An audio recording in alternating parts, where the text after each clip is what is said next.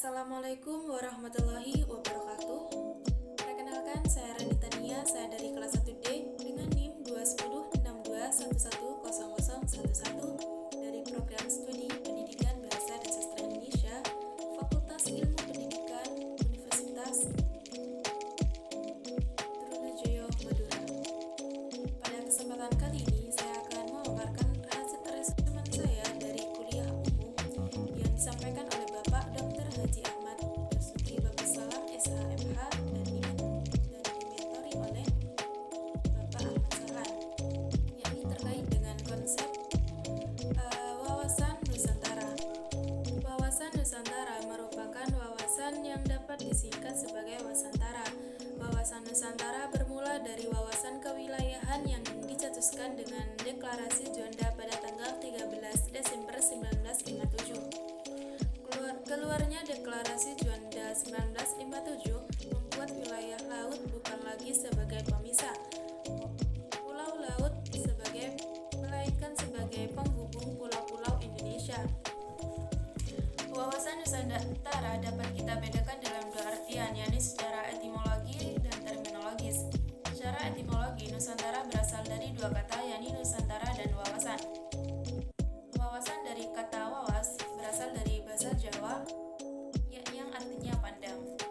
Secara terminologis, wawasan Nusantara berarti merupakan pandangan bangsa Indonesia terhadap lingkungan tempat mereka tinggal, termasuk dari budaya dari Indonesia itu sendiri. Mengapa diperlukan dengan adanya wawasan Nusantara? Wawasan Nusantara ini dilatar belakangi dengan sejarah sosiologi politik bangsa Indonesia itu sendiri. Adapun beberapa hal yang melatar belakangi, yakni adanya historis, yakni dengan konsepsi wawasan Nusantara bermula dari Perdana Menteri Insinyur Hatta Juanda Kartawijaya pada tanggal 13 Desember 1957 yang mencetuskan Deklarasi Juanda. Kemudian dilatar belakangi dengan sosiologi, wawasan Nusantara berdasarkan dengan sejarah ini sebagai perubahan atas kewilayahan dan dengan Deklarasi Juanda sebagai pembatasan atas ordinasi pada tanggal 1959. Sebagai konsepsi kewilayahan, bangsa Indonesia mengusahakan dan memandang wilayah Indonesia sebagai negara satu kesatuan. Kemudian dilatar belakangi dengan politis wawasan Nusantara.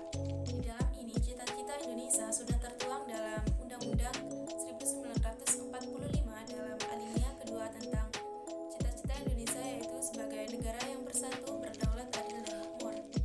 Dan kemudian dalam alinea keempat dalam Undang-Undang 1945 yaitu bangsa Indonesia melindungi segenap bangsa dan seluruh tumpah darah Indonesia.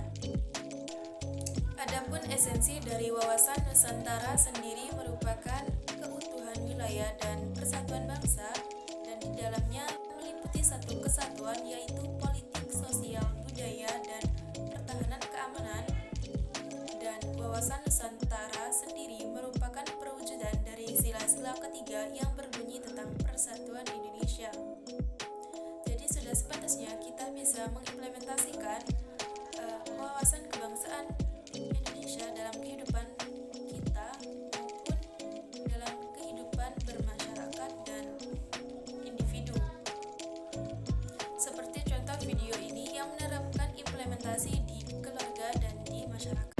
Bekerja sama dalam keluarga akan menciptakan keharmonisan dan terjalinnya rasa persatuan dan kesatuan dalam keluarga, seperti adik membantu kakak merapikan rumah dan kakak membantu. Contoh implementasi selanjutnya yaitu toleransi. Toleransi bisa kita terapkan mulai dari rumah. Hal ini bisa kita lakukan dengan menyikapi perbedaan pendapat yang terjadi di keluarga. Dengan menerapkan nilai-nilai tersebut, maka hidup kita juga akan secara otomatis menjadi terasa lebih aman dan sejahtera.